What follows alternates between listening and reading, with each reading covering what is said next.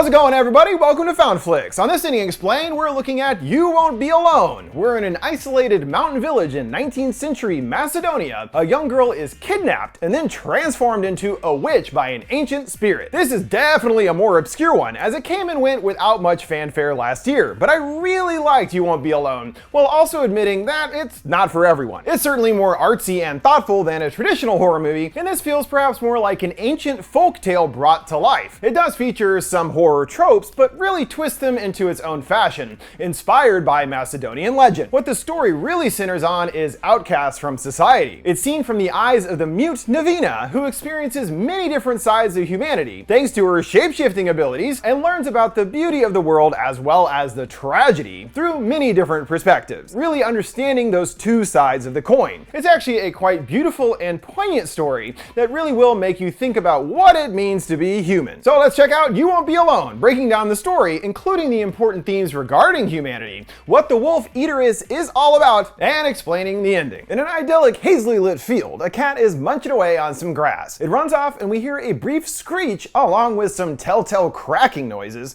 implying that it was injured, yet we see it moments later running out good as new, right? That's because, as we find out, the so-called wolf-eateress has taken the feline's form. It scampers across the plains with purpose and makes its way to a small village. A bunch of kids are out playing a plague-themed version of hide and seek. The cat watches in on a family as a mother juggles holding her baby plus chopping some peppers. The kids make their way through her house to her annoyance, cursing them to go bug their own parents. Yeah, I got enough damn kids to deal with already. Back inside, she removes a boiling pot from the fire. It suddenly calms to her confusion, and she turns back to a horrific sight. The wolf-eateress, formerly known as Maria, is seen in her true form covered in burns. The mother falls to her knees begging her to leave her baby alone. Maria scoffs that she doesn't want a child, just a bit of blood is all she's after, and fresh-borns taste the best. Boy howdy. The mother promises she can get her a pile of other kids, just not Navina. She recognizes her as Old Maid Maria, believing that it is a daughter that she is truly after. Maria smiles, mentioning using something called her one witching spit on this runt. This means that once, and only once, Maria can actually turn someone else into a witch like herself. The mother offers her the child when she turns 16, but just let her have until then. Then she can make Nav her maiden, a penance for what she went through in this very house years ago. That way she will have a daughter to serve her, and she won't be alone in her old age. Won't be alone. Maria chuckles, wondering what sort of covenant that she had in mind. She cuts her arm in offering, but that's not enough for Maria. She claws the child with her talons and steals her voice permanently. Mom rushes to grab the baby, and Maria takes her leave for now. Clearly shaken by the incident as well as their deal, the mother takes her child deep into the wilderness and to some craggy rocks. She stows her in what must be holy ground, which Maria seemingly cannot access. The mother lays Nev in a bed of leaves, blessing her with the Lord's love before leaving. The baby stares up at two holes letting sunlight in, her only glimpse into the outside world. This goes on for many years, picking up with Nev about 16 years later. As she has been trapped in this cave for her whole life, she is very naive and childlike. She also cannot speak, and this is expressed through her inner monologue, initially trying to determine what the different sky colors mean. She spends her time doing the little that you can do around here, pacing around, munching on old bread, or playing in her pile of leaves. She suddenly gets animated, clicking her hands together and heaving. She hisses and growls primally, stomping her way around the space. She digs at her mouth, lamenting that she knows that her voice won't ever come back. Her mama does at least come to check on her from time to time and gets her cleaned up. The girl makes a break for the door, Mom tossing her aside, and reminds her of the devil waiting outside. She really hammers this point home, rattling her and screeching that they will rip you apart. She cries about how much he sacrificed for her and breaks down in tears. And after, she just leaves. Great to see as usual, Ma. Nev is briefly amazed by a fresh snow falling through the ceiling holes, but ultimately she is miserable in her life. Speak to me, she croaks, or make mine nothing. With no voice, she'd rather just be a pile of blacknessness. Out of nowhere, a majestic bird flies in. She curiously approaches it and reaches out a hand. It quickly flies away and flaps right out of the ceiling. Her mom soon returns for another visit, working to detangle her hair. She can sense something is off and sees that the bird is back. Mom knows this must be the wolf-eateress, shrieking that you won't take my baby, throwing rocks at the less than impressed bird. It flaps off into a corner of the cave, disappearing. Mom chases after, hurling more rocks and screaming. She's drawn into the hole, also vanishing in the darkness. There's some disturbing noises, and her mom emerges looking much more calm. Yep, the witch has taken her mom's form, also effectively becoming a new maternal figure for Nev. Come on, she whispers, but Nev doesn't budge. She's like, "Get going, what's the problem?" and shoves her to get a move on. Nev pauses at the threshold, staring outside in disbelief. It's finally happening. She's going outside. The sunlight immediately overwhelms her as she shields her eyes and takes in the new, completely foreign environment. The same goes for Forrest. Nev is blown away by everything she's seeing for the first time out in the world. Witch Mama leads her to a barn, letting Nev see some new animals. She gently pats a cow, completely slack-jawed at the experience. Maria comes to her with blood on her hand. She slices at her chest, leaving several claw marks, and spits out the blood. Outside, she utilizes a burning stick to cauterize the wound, and the scratches are quickly healed. This ritual is the aforementioned witch's spit. Maria used her one spit to turn Nev into a witch herself. Maria continues on, removing her innards and leaving a trail of guts behind. She changes back into her crone form, guiding her new witch to come along. Nev takes in a rainstorm, letting the water wash over her. Maria does try to show her a sort of maternal side, brushing Nev's hair out of her face, which causes her to recoil. Nev understands at least that this witch swallowed up her mother, and yeah, it does make sense that she'd be a little closed off. Yet Maria is all she has, and at camp for the night, she snuggles up with her at the fire. Maria offers her some blood to drink. Nev tentatively tries some and spits it out in disgust. That won't fly with Maria, shoving her face down on the corpse to feast. Gotta drink blood now, little witch. They encounter some lightning bugs, Nev doing her best to catch one. Nev longs for her Whisper Mama to come back, but knows that she won't ever be coming back. That may be true, but there does seem to be at least some humanity left in Maria. Looking at the girl with at least a little bit of tenderness, it's in there somewhere, deep down inside. Distracted by giving some leaves a good sniff, Nev has her first encounter with another human, a random traveler. He struts right up to her and rubs her face. Maria steps in, asking if her appearance is frightening, joking that she did her hair just for him. The guy goes at her with a pointy stick, and she quickly takes him out with a crunchy talon gouge to the gut. Maria makes her perspective on humans quite clear, asking what was she supposed to do, let him kill her first, and smacks her for being sympathetic. To Maria, humanity is inherently evil and bad. It's really that cut and dry. As they continue their trek, Maria keeps trying her best to teach the girl her ways, involving lots of smacks to keep her in line. The new mama takes over a narration, complaining about how Nev preferred her old life of stale bread and a dungeon. She finds her gently stroking a bunny and breaks its neck, growling, "We need food, not playthings." Maria is growing more annoyed, scoffing that you think that things would be better with her. "I chose you," pointing out again that she only gets one witch's spit and feels like it was completely wasted on her. Nev digs around in a river and manages to catch a fish, but tosses it right back. Maria looks on perturbed and stomps out to the water to grant her another slap. "Food, not playthings," she reminds her. Nev has had enough, angrily throwing a rock at her back. Maria retaliates by dunking her head under the water. She lets her up and throws in the towel on her new protege. "You know I'm not really your mother, right?" She dismisses her, scowling, "Let's see how you fare on your own." She goes on to take out a dog, stuffing its guts in her chest, and before Nev's eyes, we see her transform into a dog and scampering off. Nev is left on her own and has seen and learned many new things already, leaving her more confused than ever. There are all these different creatures, but are sparrows snakes? Are women wasps? Am I a devil too? She listlessly digs at the dirt until hearing a woman screaming. She peeks around a tree, seeing her struggling to give birth while working the fields. She's instructed to push it out quick, hearing the newborn crying, and it's right back to work. She waits for them to leave and takes a gander around the land. She traverses down a hill, coming to a village, along with a lot more new people to meet. She spies on a lady with a kid sweeping some dirt around. She then gets startled by another kid, who looks her over puzzlingly. Nev innocently reaches out her clawed hand, and the girl shrieks, sending Nev to run and hide. She hears the newborn still crying, and follows the sounds to another building where it's still crying its head off. She gets caught by its mother, who pushes her off, demanding to know what she's doing. In a stroke of bad luck, Bosilka gets impaled by Nev's claws. She strains to reach for her baby, but soon sighs her last breath. Nev is shocked, and grabs her hand, seeing that, yep,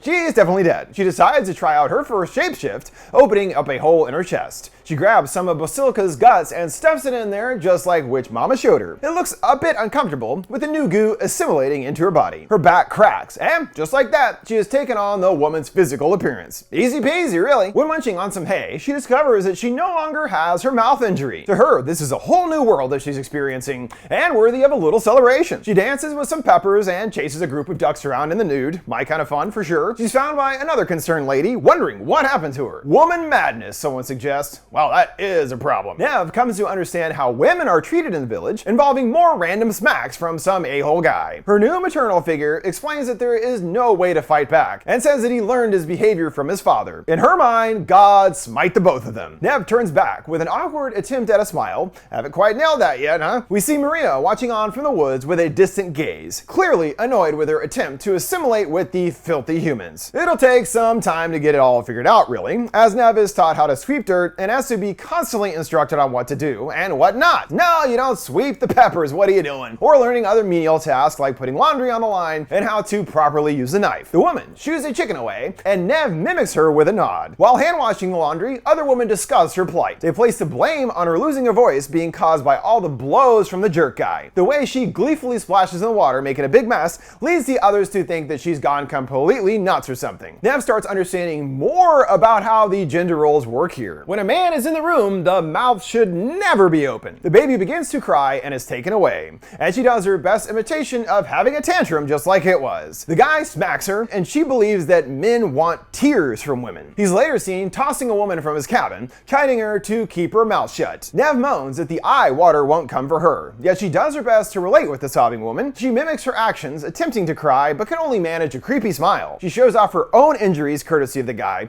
as though she is trying to relate. The lady caresses her face, and Nev corrects, no, it's a slap, like this. She's doing her best to be empathetic, doesn't quite get it yet. She further details how men treat them. To them, you are a stew. You are bread, like water that trickles out and around them. The women dutifully serve them their food first, and the mom drags her away to watch while the men eat. Only once they are completely done can the women dig in. On the other hand, to fit in with the women, your mouth should never stop moving. Nev pretends to laugh along with them, and as she says, when their eyes go wide, you make yours go wide too. She runs out, practicing talking and laughing. To the women, you are glass. To the men, you are water. On her own with the baby, Maria pays a surprise visit to give her shit for thinking that she can fit in. She calls her a twit head to toe and believes that everyone can see right through her, admittedly not the most convincing act. She's not surprised that she's chosen this prison of motherhood. Wow, she really doesn't like kids, huh? She sneers that she thinks she's so smart and reveals that she isn't the first to try this. It's only a matter of time before they will tear you to pieces. Humanity sucks, basically. With that, she stomps off in a huff, retreating back to the wilderness. Later that night, the same jerk dude rouses Nev awake. He attempts to have his way with her, and she fights back with a nice and deep claw stab. She checks his foot, and yep, he's dead too. It looks like he learned his lesson the hard way. Nev steps outside and considers her next move. She takes out Basilka's essence, returning back to her Nev form. She tries to reconcile with what she's learned so far. The world has been here for so long. Everything means something else,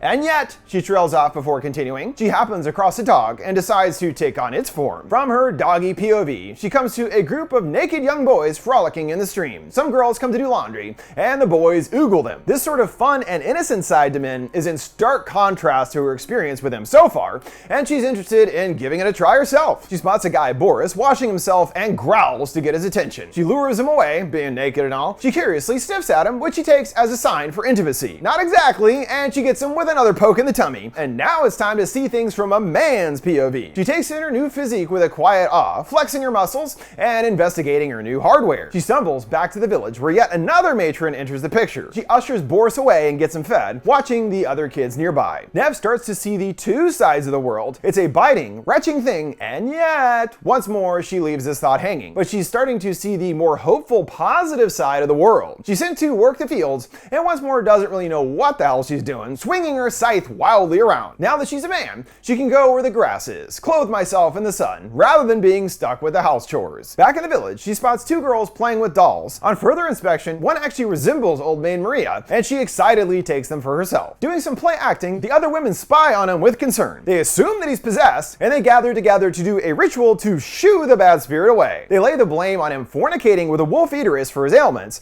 learning that Boris was quite insatiable in that regard. He'd do pretty much anything, I guess. What they don't understand is why she would have left him alive, clicking her tongue that she's a real trickster. The women console him, and Nev is feeling new feelings flooding into her being, new rivers whooshing deeper inside of her. She worries that it all could be taken away by her witch mama, turning her into nothing. Just as she feared, Maria shows up to taunt her some more. Nev attempts to ignore her, and she grabs his face, asking why he's so shy. She gives his package a looky-loo in curiosity. Once more, she chides her for trying to fool the humans dressed in corpses. You really think they see you as one of them? Just wait. Now, word from this week's sponsor, HelloFresh, America's #1 meal kit. If you've been considering checking out meal kits, there's a lot of reasons to like HelloFresh. We all know that dinner can turn into a routine, and that's why it's great. HelloFresh has 40 different weekly recipes to choose from, so you'll never get bored. Best of all, there's no more need to go to the grocery store and scour for ingredients. Everything is delivered fresh and ready to cook right to your door. Not only is it easier, but it's 25% cheaper than takeout. So why not skip the takeout and make a delicious home-cooked meal for yourself? Even if you're not an expert, HelloFresh makes it easy and accessible.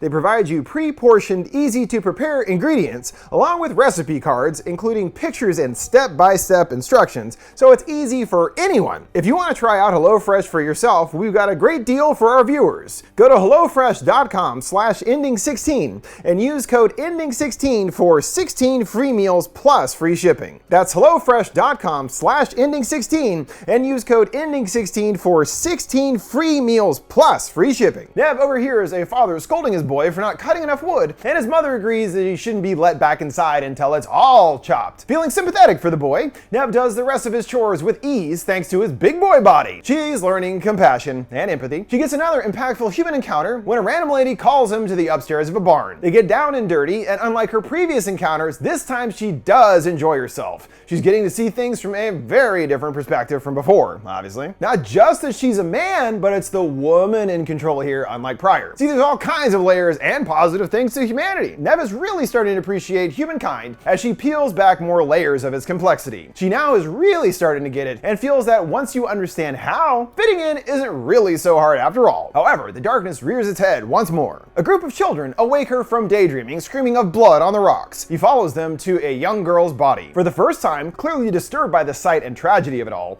she finally cries real tears. Her eye waters have been unlocked, also meaning that she's learning more about what it means to truly feel. In direct response to this, she decides to take the girl Biliana's form so the group won't have to deal with her death. All that's left when the men arrive is a pile of bloody clothes. The crisis seemingly averted, her next foe mother is quick to her side. She brings her along with the rest of the women, who all join hands to comfort her. Nev is exposed to yet another perspective on humanity via her new young girl's POV. Her sisters play with her, pushing her in the swings, and help braid her hair. She plays with the animals, and everyone is given warm kisses and hugs, truly feeling that pure love. She's really starting to fit in this time, even getting in on some tickle fights. Her gaze turns back to that boy Jovan she previously helped chop wood, appearing that she's developing some confusing feelings for him. With the other kids, they are wanting to hear a scary story, and the mother agrees to tell them the tale of Old Maid Maria, filling us in on what led her to her path of witchery. Centuries in the past, the Turks were after Crulis and set out to empty out the villages of every last boy. As a result, when it came time to find a partner for Maria,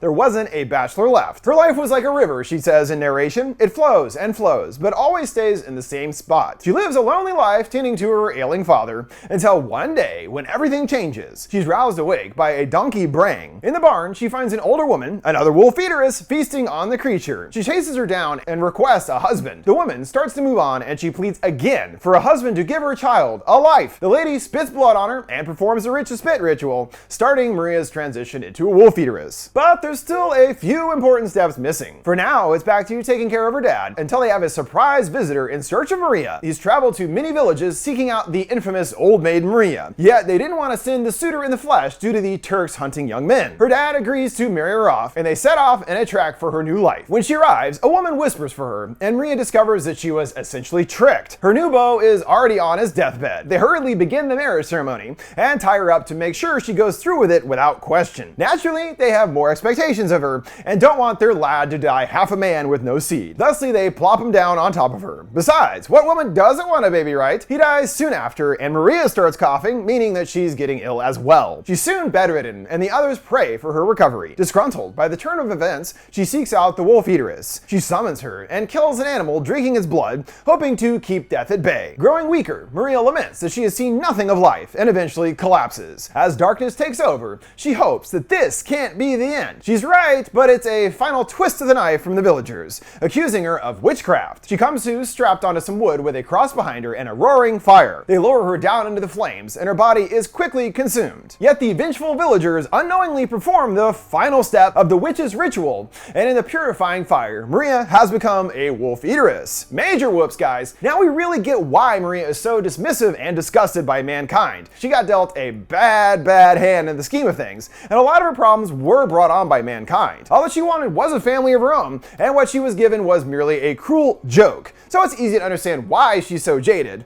and after her rebirth, she felt that she couldn't trust humans ever again. It's also worth noting the centuries that Maria has gone without selecting someone for her one and only witch spit. It was only with Nev that she initially thought that it was finally worth using. She must have seen something of herself in the girl, someone who has been truly unable to experience the world in any capacity due to circumstances beyond her control. It was actually Maria being empathetic in a sense by selecting her as her maiden, and it was certainly a huge honor to select her after several hundred years of being alone. Now Nev too truly understands Maria's core issues with humans, another example of the burning, breaking thing that is the world. And yet, her favorite catchphrase, once more, yes, there are terrible, cruel things in the world, but there's also beauty and love, which she has come to appreciate. It's two sides of the coin there. The years go by in a flurry, and Nev becomes further ingrained with the family. Her gaze turns back to Jovan, who she has found feelings for. Boy, oh boy, she sighs. Every meme, as in every version of herself up to this point, yearns for his attention. Bees buzzing in her bowels, as she describes it. That's right, she's in love. Perhaps the most human thing of all. She must relate to him being punished by his family, as well as him also apparently being mute. She kicks some yarn rolls down the hills, hoping that he will return them to her. It works like a charm, her finding them placed on her swing. She excitedly searches for Jovan, finding him with some other animals. And yep, she's definitely smitten. Always watching Maria turns up once more to piss on her hush puppies. She knows exactly what she's up to here, and knows that they'll burn her just like they burned her. Nev is undeterred, and soon the couple are to be wed. Jovan is joined by a group of minstrels that parade him through the street to his shrouded bride-to-be. They are instructed throughout more ceremonial things like drinking from a wooden thing and, don't forget to rotate the tray food 3 times. It's tradition. What? I don't know. They warmly gaze upon each other, and there is an obvious pure love here. There's a celebratory dance afterwards, the entire village filled with happiness and excitement over the new couple. There is, however, one sourpuss amongst the revelry, Maria watching on in disdain from the forest nearby. She's still all, humans, you guys suck. But you start to get that she's actually more jealous of Nev than anything else. Why can't she just fit in with these morons while I get burned to a crisp? Totally not cool, y'all. Her current mama fills her in on the wedding night deal. If he wants a piece, you let him in, but importantly, you don't enjoy it. A virgin bride showing relish? It's just not done. And it could, in fact, baffle her poor husband. Yeah, whatever you say, lady. Later, the boys drop off and obviously tank Jovan, leaving him for his new wife. Not following instructions, Nev immediately undresses and gets right into pole position, clearly relishing it. You're not supposed to do that! The connection for Nev is deeper than imaginable, while also being matronly in a way. Every version of herself longs for Jovan, not just his flesh, but the boy inside. The boy that she saw that day with the scared eyes that he still has even now when smiling. It's that boy that she wants to put her arms around. So it's love, but in kind of a more protective sort of way. Back to her daily routine, Nev is still in bliss. She has him now. She just wants to hold him and chase the scaredest way. After some sloppy milk drinking and porking in the barn, Nev shows him her secret, the black talons. He takes them in, but doesn't seem bothered, tenderly brushing her hair away. The point is that at every pivotal moment like this, he accepts her for who she truly is, a kind of love that she hasn't experienced before. Everyone was trying to turn her into somebody else. After a few months of marital bliss, we see that Nev is pregnant. However, we know that repercussions will soon come a-knockin'. The other lady complains about Jovan losing his way out of the bed sheets, hearing a groan outside. Nev spots a wild boar with blood on its muzzle, which we know must actually be Maria. Fearing the worst, she steps outside and comes to Jovan's bloody corpse. As we see Maria leaving the scene, the connection is apparent. She took the boar's form to take out Jovan and ruin Nev's chance at happiness. His body is loaded into a casket, and the villagers gather at his burial to mourn the loss. Yet, talk soon turns to Nev being somehow responsible. She brought the evil here, that dewy bride, making it sound like Maria might have been right about humans after all. However, the mother assures her that Nev is theirs. Don't listen to those babbling fools. In order for the cleansing to work, the whole village must work together. They all receive necklaces and pray to a fire to keep the wolf-eateress away. Inevitably, Nev gives birth, which the others mutter in disappointment is a girl. Dang it. Nev, worried about Maria taking the child away, springs into action, grabbing the baby and closing all the shutters. She continues pacing late into the night, still clutching the baby and waiting. The midwife attempts to appeal to her. She cares about the baby too, and knows that Nev needs to get some sleep. She promises to protect her and will stand guard. Nev relents to get some rest, getting a flash of Maria in her place, but has nothing to worry about. It's actually just her peacefully singing and rocking the cradle. Nothing bad is gonna happen here. Letting her guard down proves disastrous while out gathering some branches in a heavy fog. When she returns to the cabin, the midwife is dead and Maria is leering over her child. She feigns being unimpressed with this runt. So it came from your innards, what's so great about it? But now we know that all she ever actually wanted was a family and child of her own. It's all about envy for her and longing for what she can't have. She coldly slices the baby's throat and Nev grabs her. She slaughters a donkey and uses her one witch's spit without hesitation to save her child. Maria is absolutely flabbergasted and even a bit emotional at the display of unconditional love. For Nav, there was no other choice in her mind. She could not lose her baby after everything she'd been through. And after brandishing a flame, it already has its black clawed little toesies. Maria, with tears in her eyes, wants to understand how was it so simple for her. Nav doesn't respond, focused first and foremost on her baby, but she has a surefire plan to ensure her happiness. She walks over and impales Maria, yanking out all of her innards and breaking the cycle of misery for good. Nav wipes the blood from her lips, taking her baby in her arms. She takes a deep breath, flashing back through all her previous lives and appreciating just how much she has grown and learned over her experiences. And yet, she leaves us hanging as usual. Although now we understand the meaning behind her yearning and yets. As she learned more, it was typically said when she was trying to piece together her experience so far. Sure, things are bad, and yet there's this glimmer of hope. That's what she has finally come to understand. Even at the end, she had to take out her faux witch mama, but it's only through that violence that she can finally have peace, and also her own happy ending. Sure, there's that darkness again, such as losing Yvonne, but then there's that other side that she's really come to embrace. The major relationship between Maria and Nev is all about their disconnect in that regard. Maria wants Nev to be more like her, embracing her more primal side, feasting on blood, and endlessly wandering the countryside as an outcast. That's the fate she has chosen for herself, and she wants Nev to be like her, so she won't be alone anymore. She is basically forcing Nev into becoming like her, rather than allowing her to grow on her own. The disconnect really comes in when Nev is actually open to trying different things, rather than being shut off completely. It's through this that she comes to appreciate and see the many complexities that make up humanity. It's not as cut and dry as Maria tried to lead her to believe. She really thought that all humans were evil due to her own bad luck, and Nev discovers, they're really not so bad after all. With that, we reach the conclusion of this ending explained for You Won't Be Alone. But don't forget, before we go, you can send me requests for any movies or TV shows you'd like to see me explain by sending them my way on any of my social media accounts at FoundFlix. What did you think of You Won't Be Alone and its ending? What is your takeaway from the story? Let me know your thoughts down in the comments below. Make sure to like, subscribe, and follow. Thanks for watching FoundFlix. See you next time.